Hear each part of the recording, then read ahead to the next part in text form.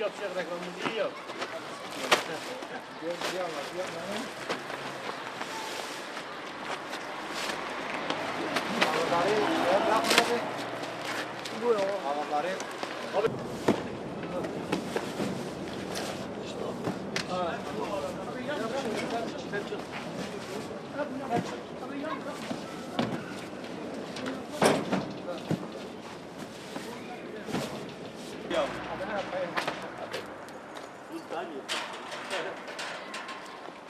Ama balık malzemeleri bu. Bilmiyorum. Götür öyle, götür. Tabii ama abi.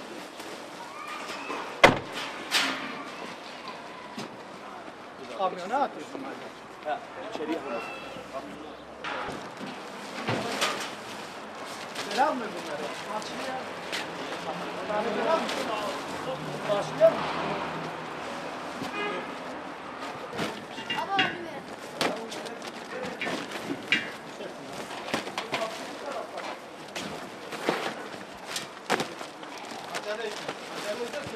Yok, acele yok, kesinlikle.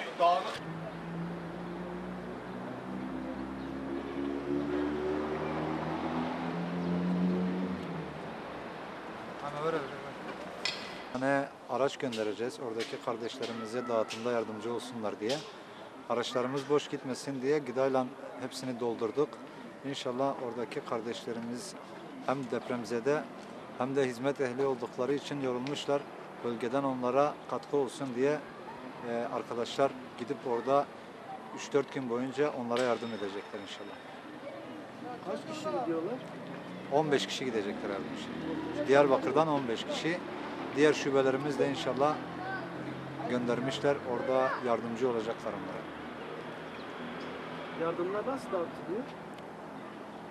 Hocam yardımlar toplama merkezinde toplanıyor. Orada araçlarımızla buradan da göndereceğimiz araçların yardımıyla birlikte ev kapı kapı dağıtılacak inşallah. Önceki yapılan tespitlere göre.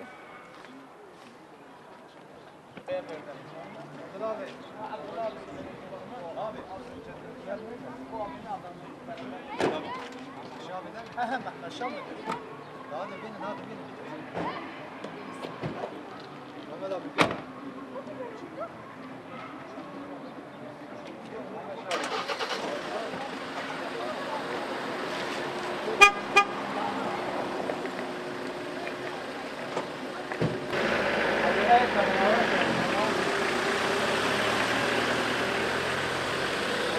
Allah yardımcımız olsun.